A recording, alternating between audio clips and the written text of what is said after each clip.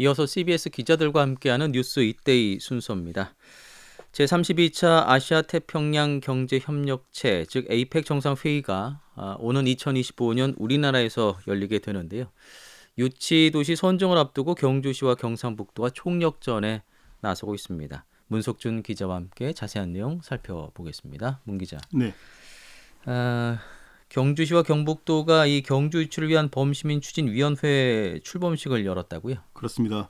경주시와 경북도는 지난달 30일 경주 화백 컨벤션 센터에서 에이펙 정상회의 경주유치 범시민 추진위원회 출범식을 개최했습니다.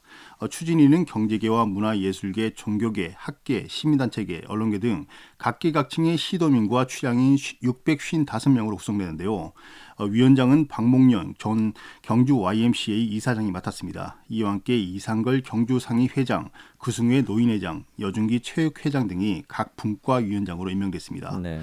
이들은 우리나라를 대표하는 문화관광도시 경주가 한 단계 더 성장하기 위해서는 반드시 정상회의를 유치해야 한다는 데 뜻을 모았습니다. 예, 뭐 결의문을 통해서 경주가 최적지다 이렇게 강조했다고요? 그렇습니다. 추진위는 결의문을 통해서 정부의 국정 목표인 지방시대 균형 발전이라는 가치 실현을 극대화할 수 있는 최적지는 경주 이렇게 강조했습니다. 네. 이어 정상회의 유치를 위해서 경북도민과 경주 시민의 역량을 결집하겠다고 천명했는데요.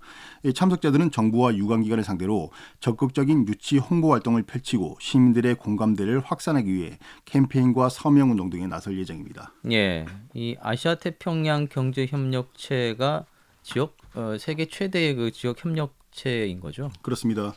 에이펙은 세계 최대의 지역 협력체입니다. 이 1989년 11월 호주의 수도 캔버라에서 한국을 비롯해 미국, 일본, 오스트레일리아, 캐나다, 뉴질랜드와 아세안 소속의 6개국 등 12개국이 참여해 1차 회의를 열었습니다. 네. 1991년 열린 제3차 서울 회의에서는 중국과 타이안, 홍콩이 가입했고 93년 시애틀 회의에서는 멕시코, 파푸아 뉴기니가 들어와 현재 21개 나라가 가입했습니다. 정상회의로 격상된 건 1993년부터인데요.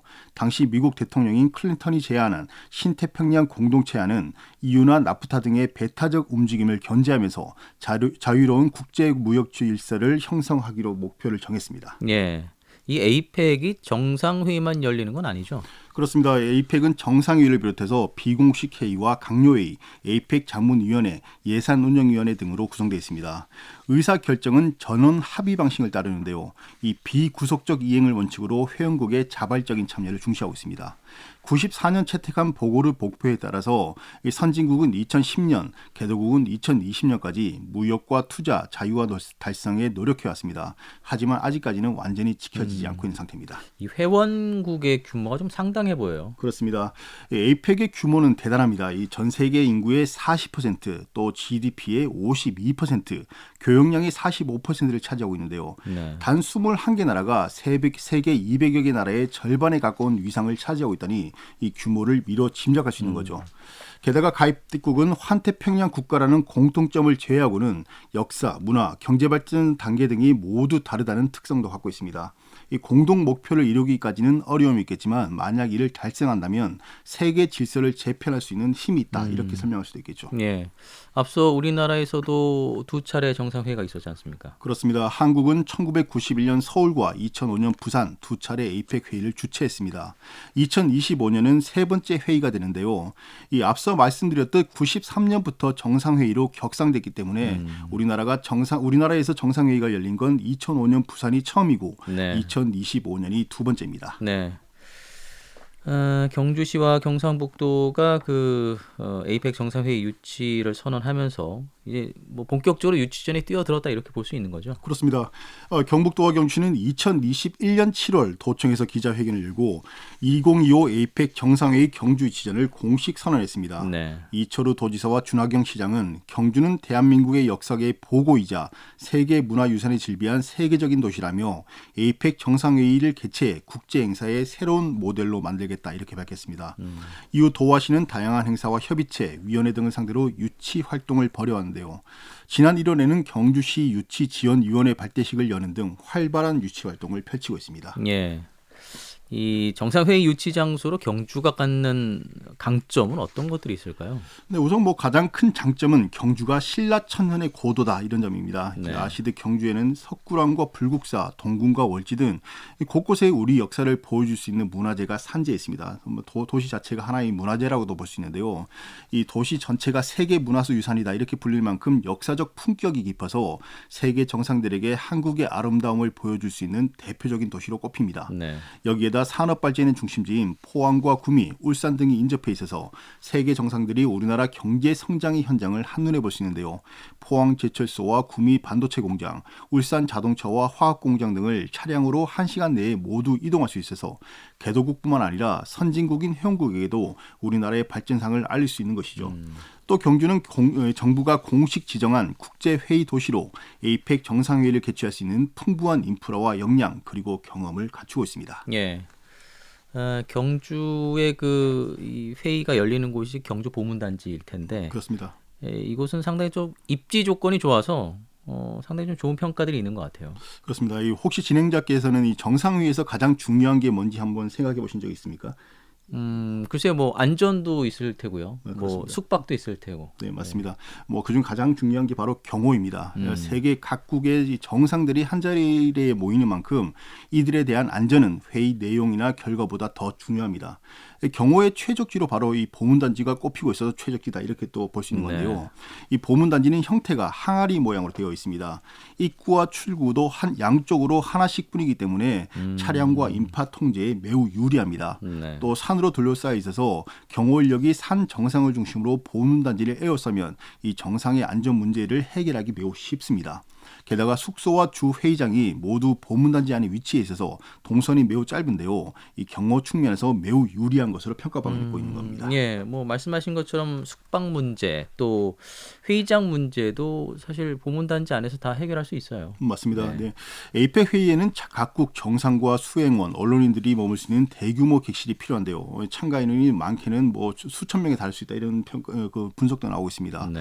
보문단지에는 이 같은 객실이 넘치고 또 2024년 증개축이 완료되는 화백 컨벤션 뷰로는 정상회의와 부대회의를 소화하기에 충분한 공간을 갖추고 있습니다. 여기다 경주는 김해공항에서 1시간이면 도착할 수 있고 소규모 대표단 전용기의 경우에는 인접한 대구나 포항, 울산 공항을 이용할 수 있어서 접근성에도 강점이 있습니다. 예. 만약 유치가 성사된다면 경제적 파급 효과는 어느 정도로 기대할 수 있을까요? 이걸 대구 경북연구원이 분석했는데요. 예. 에이펙이 정상회의를 경주에 유치한다면 경북 지역 전체 경제에 9,720억 원의 생산 유발 효과가 있을 것으로 기대했습니다. 네. 또 4,654억 원의 부가가치 유발 효과도 기대했는데요. 게다가 8,000명에 이르는 취업 창출 효과도 예측해 말 그대로 대박을 낼 수 있다. 뭐 이런 평가가 나오고 있습니다. 이런 효과에다가 지역을 또 세계적으로 홍보할 수 있다는 그런 강점 때문에 만만치 않은 경쟁자들이 경주와 경합을 벌이는 것 같습니다. 맞습니다. 현재 거론되는 경쟁 도시로는 인천과 제주, 부산, 서울 등이 있습니다. 딱 들어봐도 상당히 유명한 도시고 우리보다 더 유리할 수 있어 보이는데요. 경주를 제외하고는 모두 또 광역단체입니다. 네. 현재 가장 치열한 경합을 벌이고 있는 도시로는 인천이 꼽히고 있습니다. 인천공항이 있어서 접근성이 매우 좋은 데다 수도인 서울과 접해 있다는 점도 강점이죠. 또 경호 문제도 경주의 수준은 아니지만 나름대로의 장점이 있고 숙박과 회의장은 경주보다 여건이 더 좋다는 평가가 나오고 있습니다. 네. 제주의 경우도 경주처럼 숙박과 회의를 해결하기 쉽고 제주공항인데다 자연환경만큼은 경주보다도 더 낫다는 평가를 받고 있죠. 부산은 이미 회의를 한번 여러 번 경험이 있는데다 인프라도 매우 좋다는 강점이 있습니다. 하지만 회의 개최지라는 점이 오히려 점수를 깎는 요인이 되긴 하죠. 서울도 현재 거론되고 있지만 경호나 교통 문제 등의 어려움이 있고 아직 유치 전에 제대로 나서지 않아 조금 더 추이를 지켜봐야 될 것 같습니다. 예.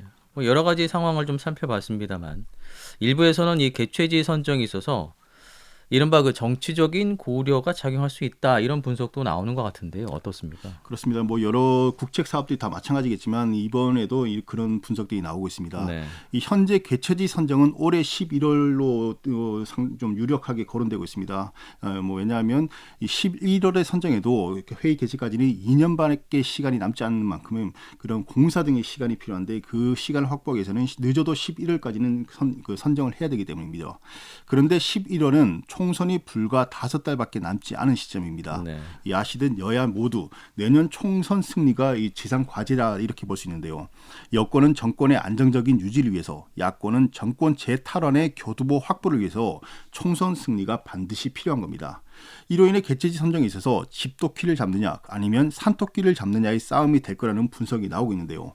경규를 만약 주게 된다면 집토끼, 인천을 만약 주게 된다면 산토끼를 노리는 포석이 될 수 있다. 이런 분석이 나오는 거죠. 그런데 최근 윤석열 대통령의 지지율이 상당히 휘청이고 있습니다. 이게 바로 변수인데요. 만약 이런 상황이 오랜 기간 지속된다면 집토끼보다는 산토끼 잡기에 힘을 쏟을 수밖에 없을 거라는 우려가 나오는 겁니다. 왜냐하면 네. 수도권의 인구가 2천만이 넘지 않습니까? 그러다 보니까 아무래도 이 경주 그리고 TK 지역에 주는 것보다는 이제 중도권 확장의 그런 열쇠를 쥐고 있는 수도권에 주는 게 낫다는 평가가 나오신다는 거죠. 결과를 미리 예측할 수는 없습니다. 하지만 정부가 정말 진지한 고민을 통해서 우리나라의 아름다움과 우리 문화의 우수성을 세계에 알릴 수 있는 기회를 놓치지는 않았으면 좋겠습니다. 예.